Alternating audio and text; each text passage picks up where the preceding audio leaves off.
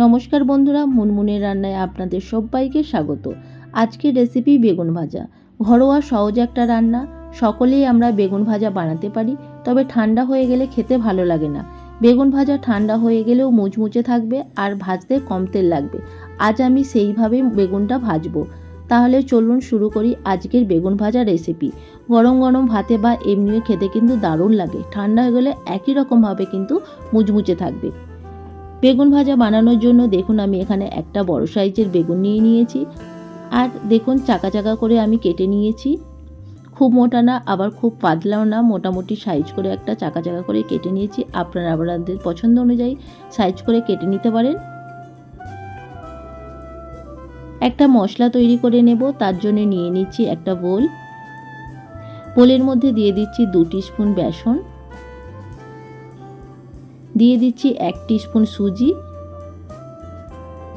Half spoon জিরে গুঁড়ো, half spoon ধনে গুঁড়ো,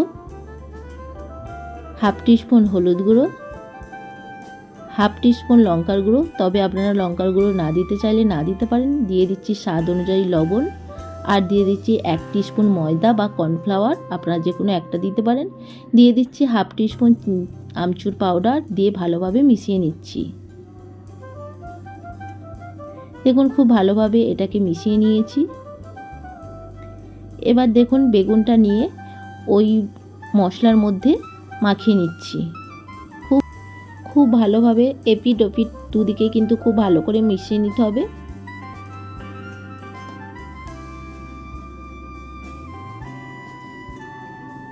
দেখুন আমি দুদিকেই কেমন ভালোভাবে মাখিয়ে নিয়েছি।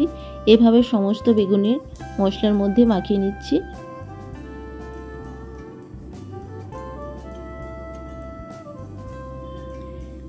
দেখুন আমি সমস্ত বেগুনের মধ্যে মশলা মিশিয়ে দিয়েছি, আর এইভাবেই রেখে দেব 15 থেকে 20 মিনিটের জন্য, যাতে বেগুনের ভেতরে সমস্ত মশলা কিন্তু ঢুকে যায় খুব ভালোভাবে। দেখুন কালারটাও চেঞ্জ হয়ে গেছে।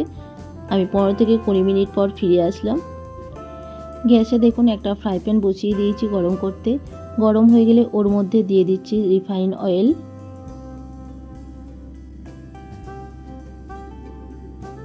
তেলটা খুব ভালোভাবে গরম করে নিতে হবে। গরম হয়ে গেলে ওর মধ্যে দিয়ে দিচ্ছি বেগুন, মশলা মাখিয়ে রাখা বেগুন।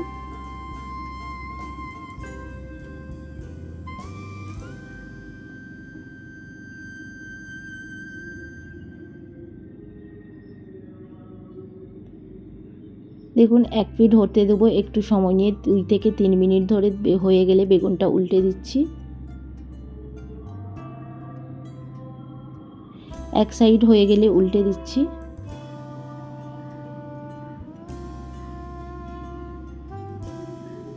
দেখুন এক সাইড বেগুন ভাজা হয়ে গেছে, উল্টে দিচ্ছি। দিয়ে এই বেগুন ভাজাকে ঢেকে রেখে দিচ্ছি 3 মিনিটের জন্য। 3 মিনিট ঢেকে বাকি আর 1 পিঠ ভালো করে ফ্রাই করে নেব। এই সহজ পদ্ধতিতে বেগুন ভাজা রেসিপি আপনাদের কাছে যদি ভালো লেগে থাকে, আপনারাও একবার বাড়িতে বানিয়ে দেখতে পারেন। আশা করি ভীষণই ভালো লাগবে। 3 মিনিট পর আমি ফিরে আসলাম। দেখুন উল্টে দেখছি বেগুনটা ভালো করে ভাজা হয়েছে কিনা। দেখতেই পাচ্ছেন বন্ধুরা, বেগুনটা কিন্তু 2 পিঠ খুব ভালোভাবে ভাজা হয়ে গেছে।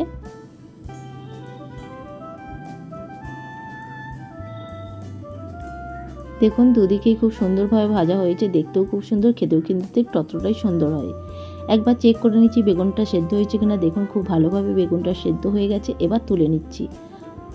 আমার চ্যানেলে নতুন বন্ধু হয়ে থাকলে চ্যানেলটিকে প্লিজ সাবস্ক্রাইব করে নেওয়ার অনুরোধ রইল। পাশে থাকা বেল আইকন অবশ্যই প্রেস করে নেবেন, কারণ আমি চ্যানেলে যখনই কোনো নতুন রেসিপি শেয়ার করব তার নোটিফিকেশান আপনাদের কাছে পৌঁছে যাবে। আজকের মতো এই পর্যন্ত। আবার হাজির হয়ে যাব অন্য কোনো রেসিপি নিয়ে। সবাই ভালো থাকবেন, সুস্থ থাকবেন। ধন্যবাদ।